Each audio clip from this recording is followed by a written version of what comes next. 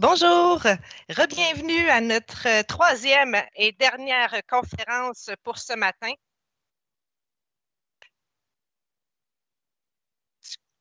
Excusez-moi, notre troisième et dernière conférence pour ce matin qui est celle de Madame Nathalie Isabelle. Madame Isabelle est chercheuse scientifique à Ressources naturelles Canada depuis 1996 et professeure associée à la chaire de recherche du Canada en génomique forestière à l'Université Laval. Ses intérêts de recherche sont centrés sur le développement de connaissances et d'outils permettant de mieux comprendre la capacité d'adaptation des essences forestières et leur vulnérabilité face au changement climatique. Elle étudie des traits fonctionnels clés tels que la tolérance à la sécheresse en combinant des approches génomiques et de phénotypage de précision. Elle travaille également au développement d'un centre d'expertise canadien pour l'identification du bois afin de lutter contre le commerce illégal du bois. Elle est accompagnée aujourd'hui de M. Samuel Royer-Tardif, qui est chercheur en sylviculture d'adaptation au changement climatique au Centre d'enseignement et de recherche en foresterie, c'est-à-dire au CERFO. Ils vont nous présenter une conférence intitulée Dendroécologie, drone et génomique, l'art de lire entre les cernes. Je vous rappelle que vous pouvez poser vos questions dans la section questions de la discussion interactive située en bas à droite de votre écran. Les questions doivent être posées dans l'onglet questions. Vous pouvez également aller y voter, puis je vais poser les questions les plus populaires à la fin de la conférence. Vous avez environ 45 minutes, Madame Isabelle et Monsieur Royer-Tardif. Je vous laisse la parole. Merci. J'aimerais tout d'abord remercier les organisateurs de m'avoir invité à présenter aujourd'hui. Au départ, on m'avait demandé de parler de la migration assistée, mais selon moi, ou comme on l'a déjà vu avec les présentateurs précédents, c'est plutôt une action à envisager pour s'adapter, mais c'est sûrement pas l'unique façon. En effet, avant de prendre des décisions d'aménagement, plusieurs questions se posent. On a vu que c'était très complexe. Je pense que Hervé et Loïc ont super bien présenté là, le sujet. Donc, dans ce cas-ci, c'est vraiment les réponses qui vont guider le choix et les priorités d'action. Donc, ma présentation d'aujourd'hui, la question est quelle est la capacité d'adaptation des arbres et leur résilience, c'est-à-dire leur capacité à s'adapter à des conditions changeantes, mais également à revenir à leur état initial de croissance suite à des événements extrêmes. On ne peut surtout pas ignorer que les arbres sont là depuis près de 300 millions d'années et qu'ils sont le fruit d'évolution et surtout qu'ils ont déjà traversé des grands bouleversements climatiques. Donc, les arbres ont changé, bien entendu, de forme, mais leur génome ressemble beaucoup finalement au génome des conifères du temps des dinosaures. Les arbres se sont ainsi adaptés à différentes conditions environnementales et ce, avec toutes sortes de mécanismes, dont certains probablement qu'on ignore encore. Quant à définir la capacité d'adaptation des écosystèmes, ben ça relève l'intégration de plusieurs disciplines. C'est pourquoi j'ai demandé à Samuel d'ajouter des aspects complémentaires qui permettent d'intégrer des connaissances génétiques et d'écologie fonctionnelle pour guider l'aménagement. Depuis quelques années, en effet, je travaille de plus en plus avec des écologistes et on a tenté de développer une approche multidisciplinaire pour justement arriver à mieux définir, capturer la capacité d'adaptation des arbres. Mais on a rencontré un défi de taille puisque les mots peuvent avoir plus d'un sens, ne serait-ce que le mot plantation. Dans ma tête et dans la tête probablement de Loïc, on ne voit pas du tout la même chose, on n'a pas la même chose en tête. Donc, c'est vraiment important d'être en mesure de communiquer entre nous. C'est pourquoi, dans la présentation, nous allons aborder d'abord le contexte dans lequel on se situe et quelques définitions. Tout d'abord, on va aussi parler de l'état des connaissances, donc entre autres pour les essences commerciales, puisque ce sont elles qui sont les mieux documentées. Comme Hervé l'a dit, on a beaucoup étudié les conifères, ici aussi en Amérique du Nord. Et il nous offre tout de même des pistes de solutions pour le futur, mais aussi en matière d'aménagement forestier. Puis, on va finir ça avec une conclusion ou plutôt des pistes de réflexion. Samuel. Donc, oui, merci tout d'abord à Nathalie de m'avoir invité à partager un peu son temps d'antenne. En fait, c'est qu'on a réalisé qu'en collaborant ensemble, moi, mon background, c'est plus en biologie, en écologie. Donc, je n'étais pas super familier avec la génomique. Et en collaborant ensemble, on s'est rendu compte que pour bien se comprendre, c'est important de bien définir les termes qu'on utilise. Donc, aujourd'hui, on va parler de capacité d'adaptation et on peut la mettre en perspective, cette capacité-là, dans le contexte de vulnérabilité au changement climatique. Donc, la capacité d'adaptation, c'est une des trois composantes de la vulnérabilité, avec l'exposition qui correspond au degré de changement environnemental que va connaître un individu ou une espèce. Ensuite, on a le degré de sensibilité, donc le degré auquel cet individu risque d'être affecté par le changement. Et enfin, la capacité d'adaptation, soit celle de tolérer ou de s'acclimater aux changements environnementaux. Ensemble, l'exposition et la sensibilité vont déterminer l'impact potentiel qui lui-même va être modulé par la capacité d'adaptation pour donner au final la vulnérabilité. La capacité d'adaptation, on se rend compte que ça va être un facteur déterminant dans le destin futur des espèces forestières, soit la persistance sur place, soit la migration des populations, en théorie, plus au nord, ou du moins vers les conditions climatiques plus propices à leur croissance. Et enfin, l'autre possibilité, c'est l'extirpation ou l'extinction locale d'une espèce. On peut représenter différemment ces possibilités-là selon des échelles d'individus ou de populations et des échelles de spatiales. C'est ça le mot que je cherchais. Des échelles spatiales. Donc, soit la capacité de persister sur place ou de migrer. Donc, on peut voir que les individus peuvent persister sur place en ajustant leurs traits, leur phénotype par la plasticité. Également, on peut voir que les populations peuvent évoluer, donc en augmentant la fréquence de gènes favorables à la persistance dans l'environnement changeant. Et également, les populations peuvent migrer au fil des générations par la dispersion des semences.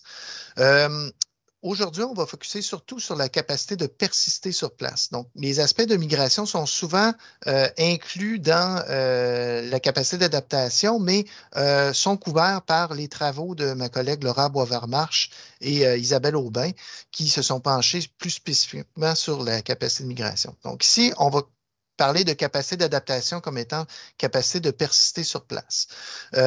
Avec Nathalie et d'autres collaboratrices, on a publié récemment un article où on présente un cadre conceptuel pour caractériser cette capacité d'adaptation-là selon 5 axes, 5 composantes qui se retrouvent le long des axes temporels et spatiaux.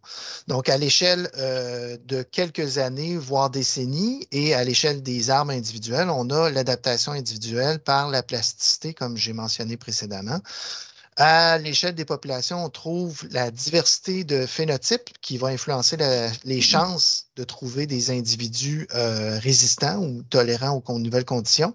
Donc, cette diversité-là est influencée par la diversité génétique des populations. La diversité génétique des populations va aussi influencer le potentiel évolutif à plus long terme, parce que là, on parle de génération d'arbres, donc on parle plus de centaines d'années.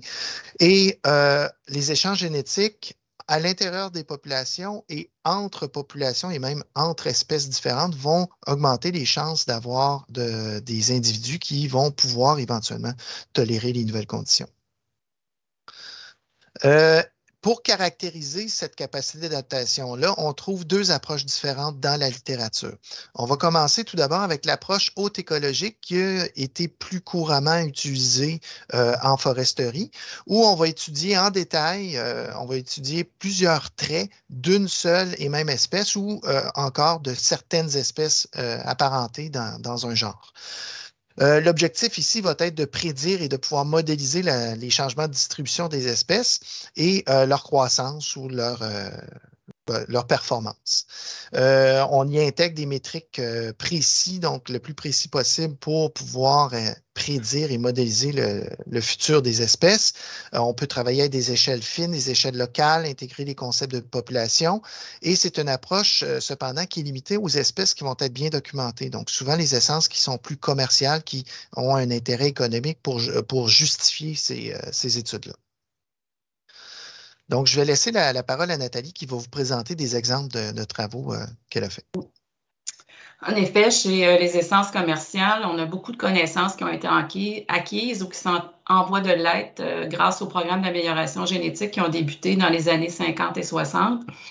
À cette époque, les chercheurs faisaient des road trips pour aller échantillonner les populations naturelles. Ils récoltaient des graines pour capturer le maximum de diversité génétique.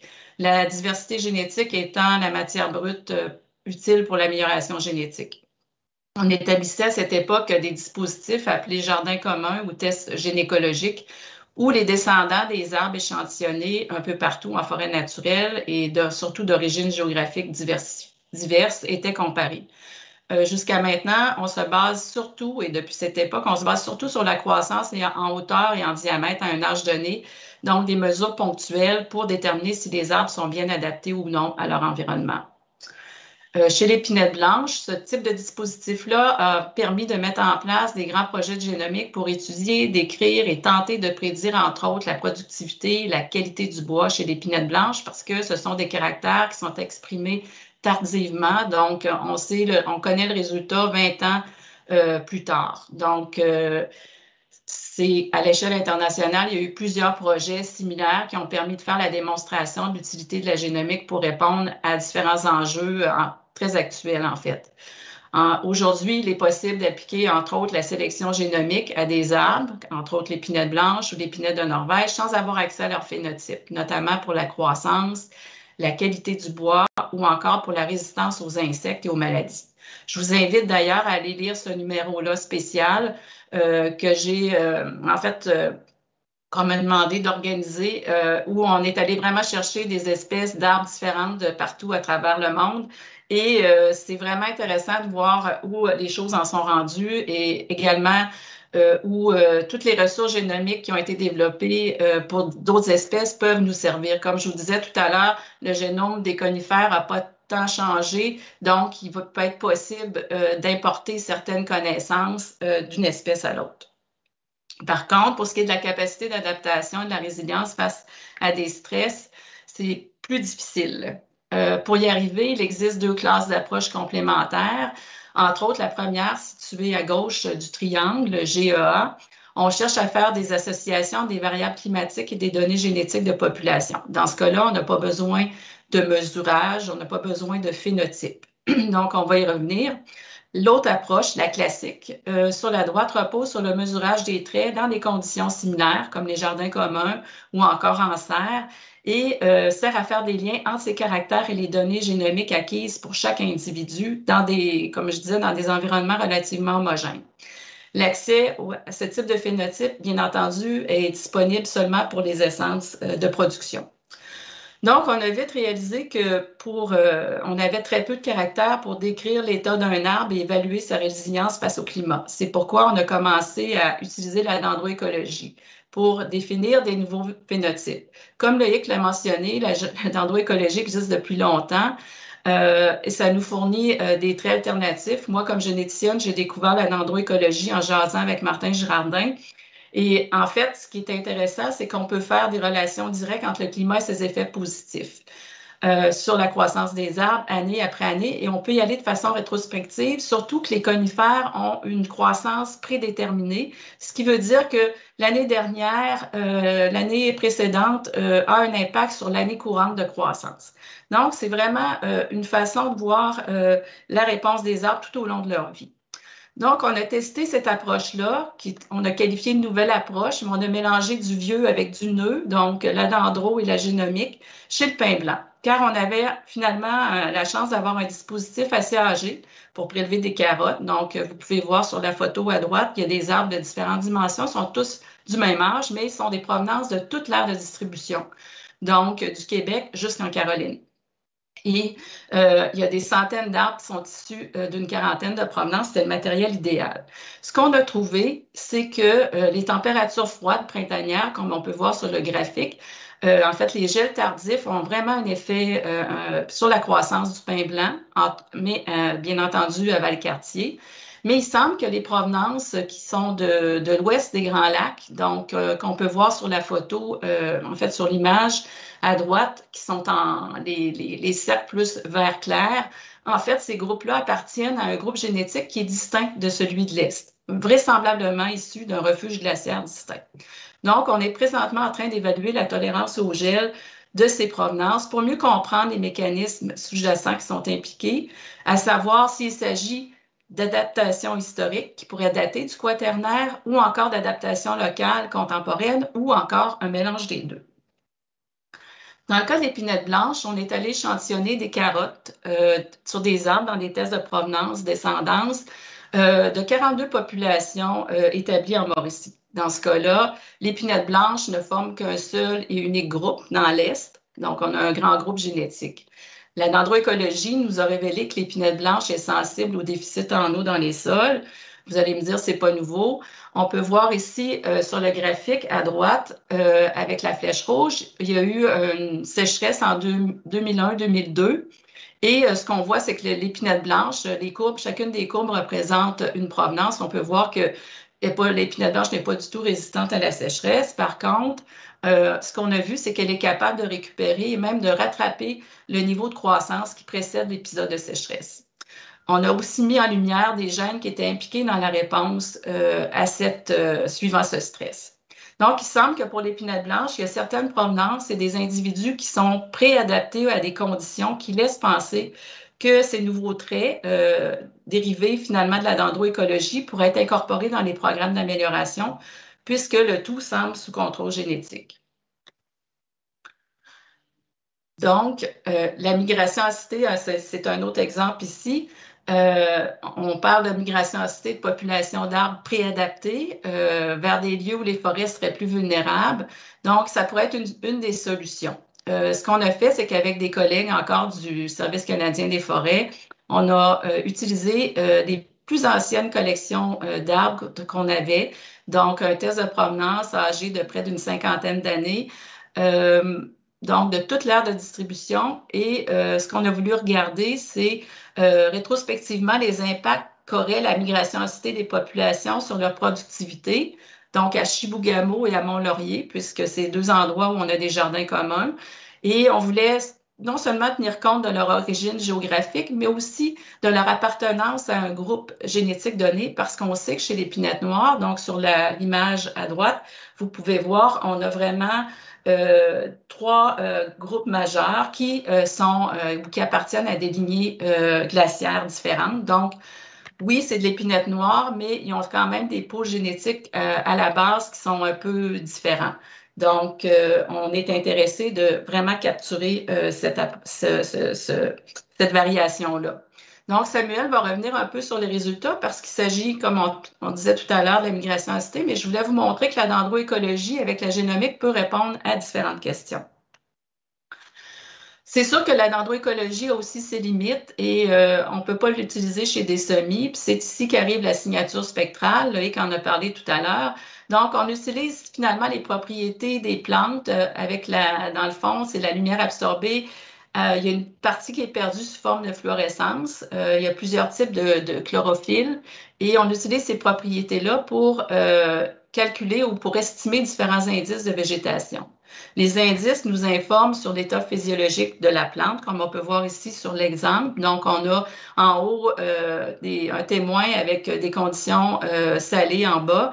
Et à l'œil nu, on voit une petite différence, mais c'est très difficile. Donc, la signature spectrale nous permet de voir l'invisible. En conditions contrôlées, cette méthode-là fait ses preuves. Même en agriculture, on l'utilise dans les champs on parle d'agriculture de précision, mais il reste beaucoup de travail à faire. Ce qu'on a fait avec cette approche-là, on avait comme un drone muni d'un capteur multispectral. On a tenté, dans un premier temps, d'évaluer la phénologie des bourgeons, entre autres le débourrement. Je vous dirais que pour y arriver, ça prend beaucoup de monde, car ce n'est pas juste de faire voler un drone avec un capteur. Il s'agit ici d'aller prendre des données écophysiologiques en parallèle. Donc, beaucoup d'équipes, beaucoup de travail, mais c'est pour arriver à développer des outils qui vont nous permettre d'aller plus vite. Une fois qu'on a les images, ben, il y a plusieurs étapes qui sont nécessaires. Là, on peut voir là, à droite, là, il y a toute la préparation des images, mais à la fin du processus, on peut assigner des valeurs à chacun des individus. Par exemple, ici, à droite, on peut voir qu'il y avait une série de vols qui ont été effectués tout au long de l'année. Donc, on peut voir que les données acquises l'hiver à plusieurs températures, à plusieurs dates l'hiver sont en bleu, donc pas d'activité photosynthétique. Et on peut avoir justement à la verticale, de haut en bas, une valeur pour les 6000 individus. Et sur la photo à droite en bas, on peut voir finalement à une date donnée, qui était le 23 avril 2018, les valeurs pour chacun des 6000 individus. Donc, ça nous permet vraiment d'aller très vite. Pour la tolérance à la sécheresse, malheureusement, dans notre projet, ça a été des printemps très pluvieux et froids, donc on n'a pas eu de sécheresse, ce qui fait que mes collègues Ingo Ensminger et Petra Dodorico sont allés en Suisse avec la même approche, le capteur multispectral, drone, sont allés dans des parcelles où on avait appliqué depuis plusieurs années des traitements d'irrigation et les résultats sont vraiment prometteurs. De fait, on peut percevoir à droite, avec un indice, l'indice PRI, des différences entre les parcelles témoins, donc qui sont encadrées en rouge, versus les parcelles irriguées. Je vous invite, si ça vous intéresse, d'aller consulter l'article. Donc, c'est vraiment prometteur. Pour les autres espèces, qui sont quand même importantes du point de vue écologique, selon moi, c'est tout aussi important, sinon plus, qu'est-ce qu'on fait? En fait, on n'a pas vraiment accès à des dispositifs. Donc, ce qu'on peut faire ou ce qui a été mis au point dans les dernières années, c'est d'aller échantillonner directement dans les populations naturelles et de comparer les populations et leurs variables climatiques et de faire des associations. Mais tout d'abord, il faut définir la structure génétique des populations puisque celle-ci influence aussi l'adaptation des populations. Et c'est ce qu'on a fait, entre autres, pour le peuplier bourmier, le peuplier deltoïde et le peuplier faux-tremble. Les cercles de différentes couleurs pour sur chacune des cartes, en fait, représentent des groupes génétiques distincts. Ces groupes continuent à échanger et, dans le fond, en conservation, on les appellerait des unités évolutives. C'est vraiment important de considérer ces groupes génétiques-là avant de commencer à faire des déplacements.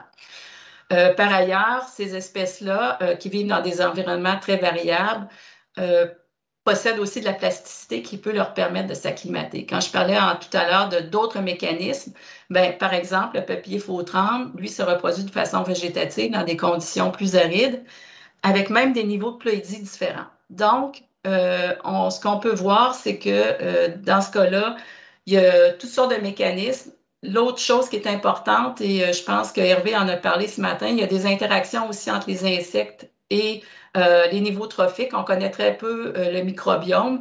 Donc, il y aura aussi, en termes d'adaptation, beaucoup de ces interactions-là qui joueront un rôle dans le résultat final, à savoir jusqu'à quel point les arbres ou les forêts seront impactés. Les messages à retenir, en fait, je dirais que la plupart des essences qu'on connaît, donc une dizaine parmi les 130 et quelques qui existent au Canada, ont des grands niveaux de diversité génétique. Et je pense qu'il faut retenir, c'est que, à l'inverse de ce que les modèles assument, les individus et les populations ne sont pas des unités homogènes. Donc, j'espère qu'on va retenir ça, puis on pourra en discuter tout à l'heure. Samuel? Donc, merci Nathalie. Ça, c'était pour l'approche plus écologique, donc une espèce à la fois. On va revenir maintenant avec notre deuxième approche pour quantifier la capacité d'adaptation, qui va être une approche comparative qu'on retrouve surtout dans le domaine de la conservation, où on va essayer de caractériser l'ensemble des espèces dans une région selon un ensemble restreint de traits pour être capable de pouvoir comparer le plus d'espèces possible. Et cette approche-là vise beaucoup un objectif de triage des essences pour identifier celles qui sont plus vulnérables et sur lesquelles il faudrait allouer plus de ressources, surtout dans un contexte de conservation. L'idéal serait éventuellement d'en arriver à une approche hybride parce que l'approche comparative, même si elle couvre plusieurs espèces, souvent va être obligée de se baser sur des substituts de certains traits ou de certaines métriques parce que ne sont pas disponibles pour l'ensemble des espèces. Et également, il faut se restreindre à une échelle uniquement de l'espèce. C'est difficile d'aller à l'échelle de la population parce que ça prend encore plus de données. Donc, ce qu'on aimerait faire, ça serait d'avoir une approche hybride entre l'approche auto-écologique et l'approche comparative pour être capable de caractériser l'ensemble du tableau. Donc, c'est ce qu'on a essayé de faire avec les 5 composantes de la capacité d'adaptation que j'ai présentées préalablement. On a fait ça avec Nathalie Isabelle et avec l'équipe d'Isabelle Aubin également au Service canadien des forêts. Et les résultats, ça donne, ça ici, on a caractérisé la capacité d'adaptation pour un ensemble de 26 espèces qu'on retrouve dans l'est de l'Amérique du Nord, donc les conifères et des conifères et des feuillus.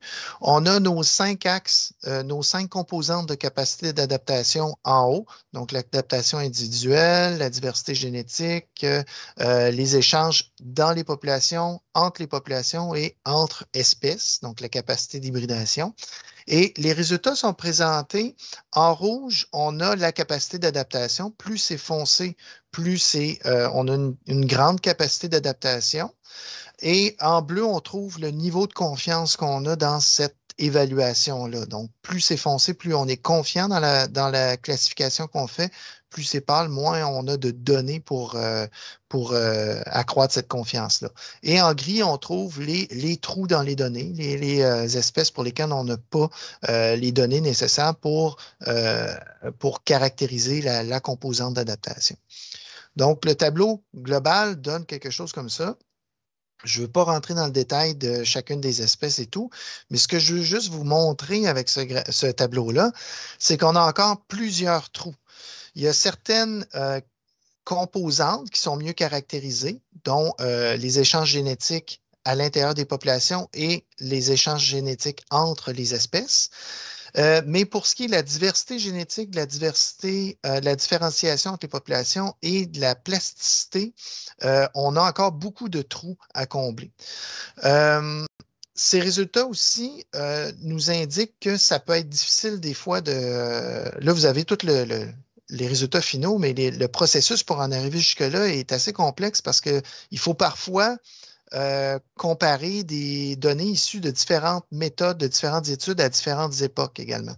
Donc, la diversité génétique va être influencée par le type de marqueur utilisé, l'échelle spatiale employée.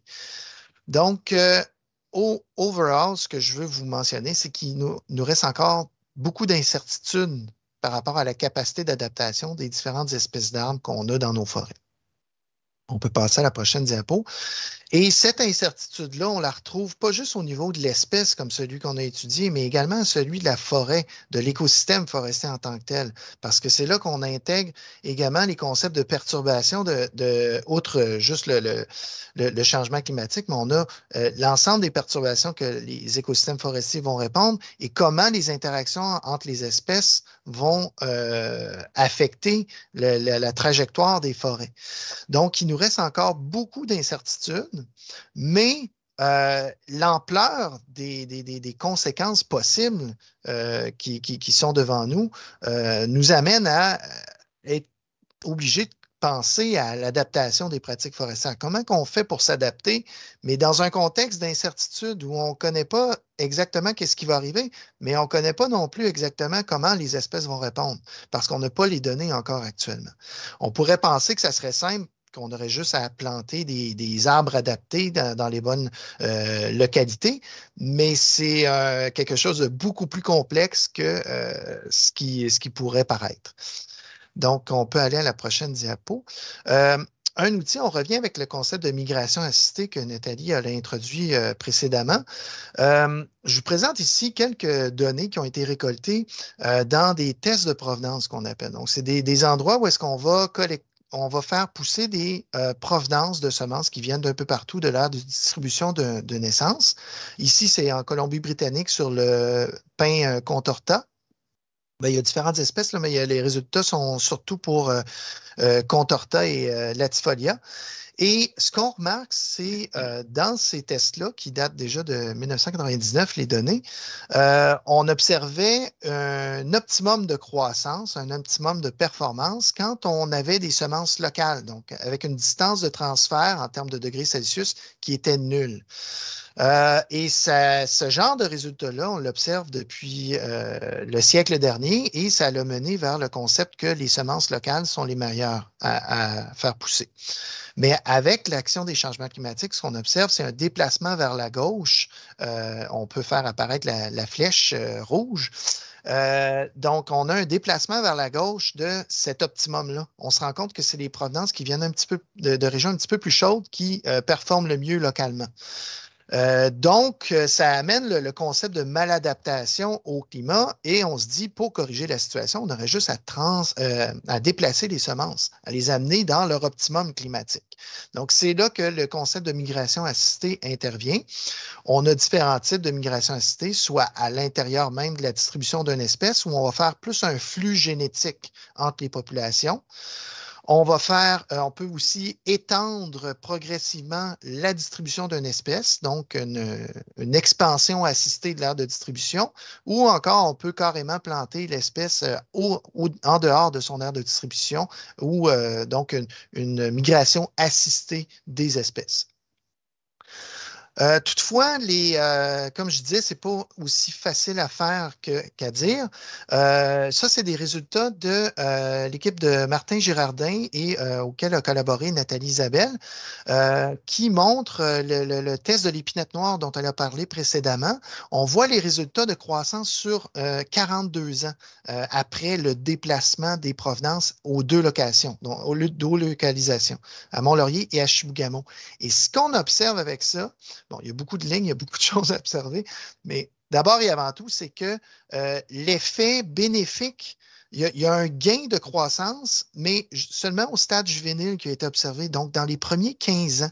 Et après cette période-là, les gains de croissance s'estompent. On a même une productivité qui est assez comparable entre les deux sites.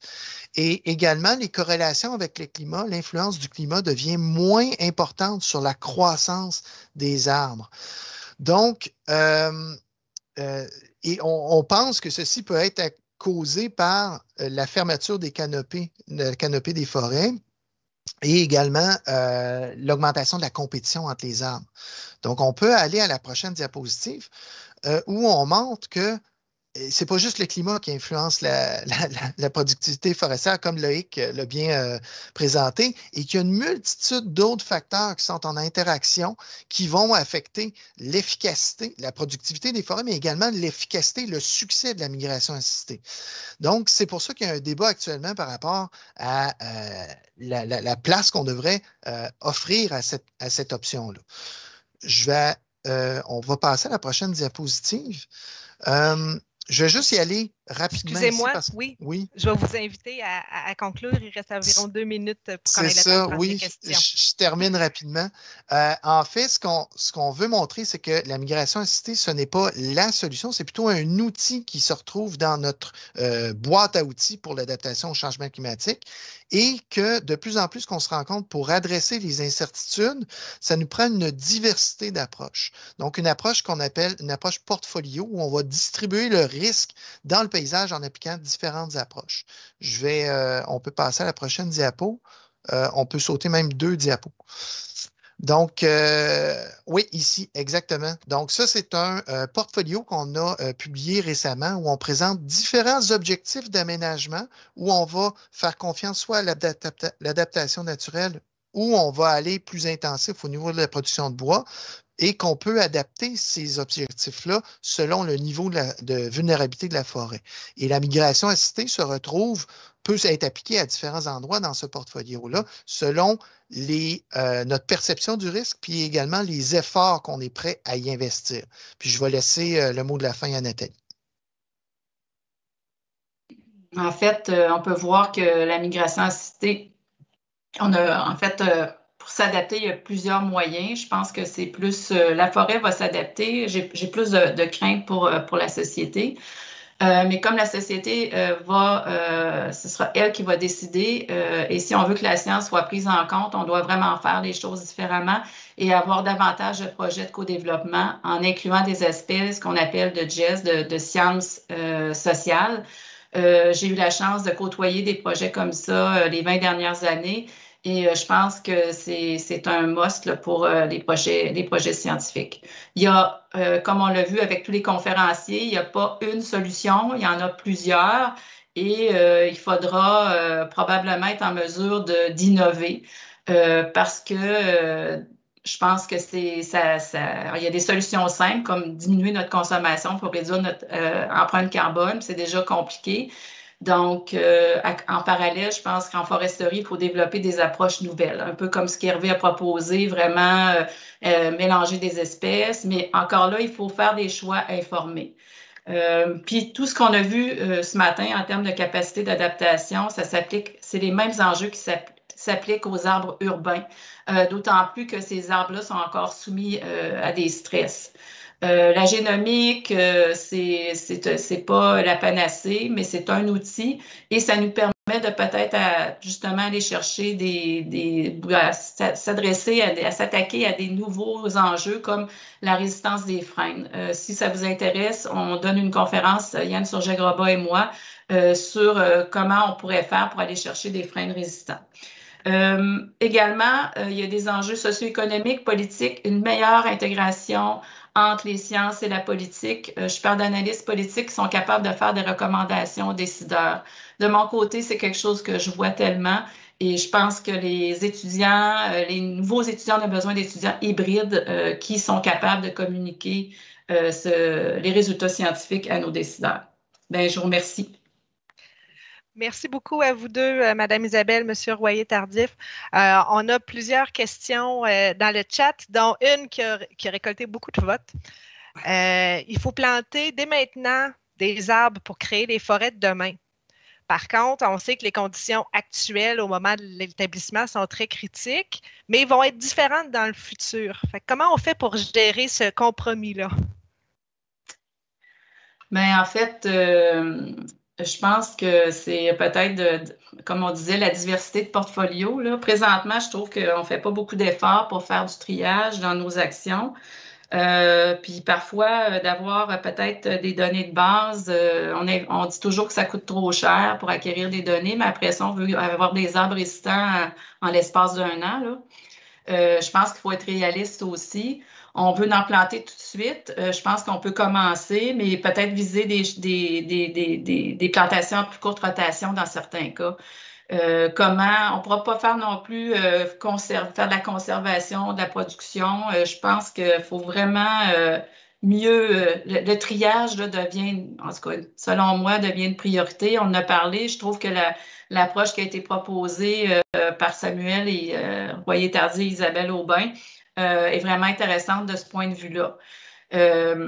Puis comme on disait, les arbres prennent quand même plusieurs années, donc on peut attendre 1 an ou 2 puis bien stimuler. Je pense il y a beaucoup de choses qui peuvent être faites avec des simulations aussi aujourd'hui.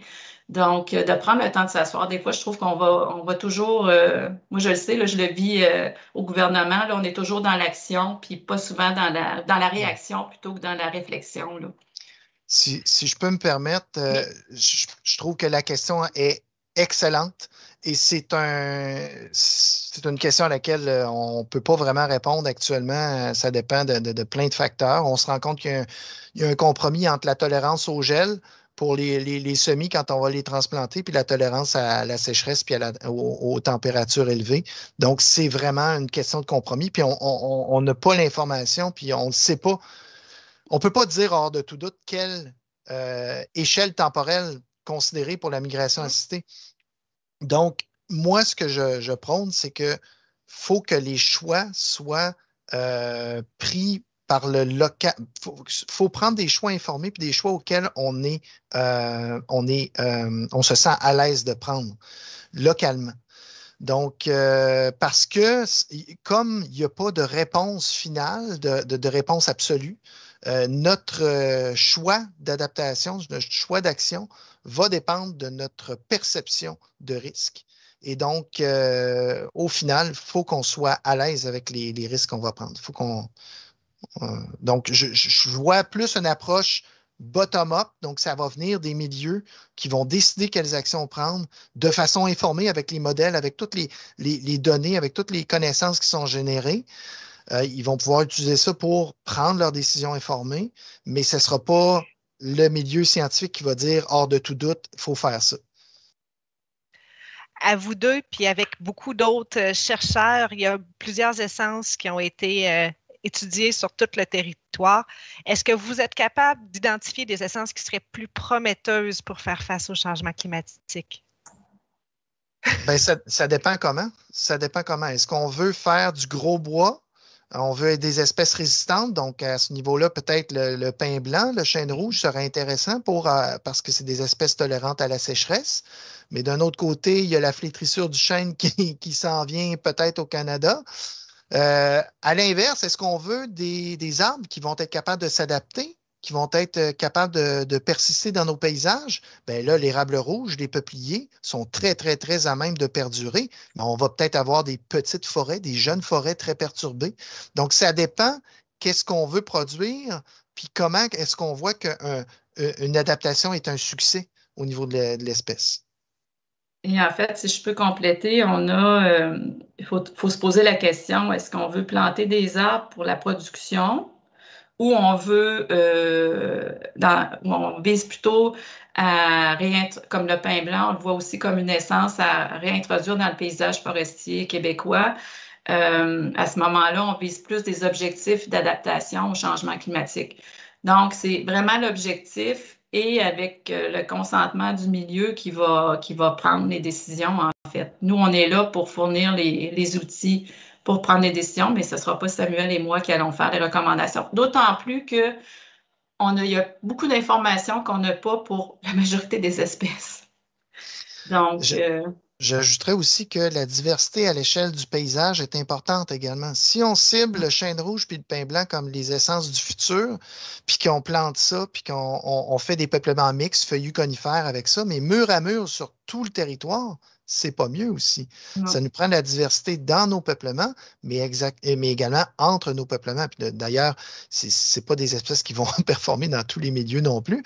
Donc, c'est pour ça que de revenir avec des actions qui sont centrées sur le local, qui sont prises et acceptées par les gens qui vont les mettre en place, va aussi favoriser une certaine diversité du paysage, parce que ce n'est pas tout le monde qui va faire les mêmes choses.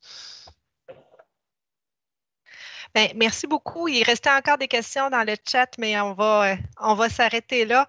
Je vous rappelle qu'on a un panel qui est animé par M. Alain Paquette qui suivra les conférences dans quelques minutes. Fait qu'il est possible d'y assister. Nos conférenciers de ce matin vont être présents aussi, alors vous pourrez poser vos questions. Vous pouvez rester tout simplement sur le lien actuel ou y aller via le bouton en direct. Je vous remercie une dernière fois, Mme Isabelle, M. Royer-Tardif, pour cette présentation très intéressante.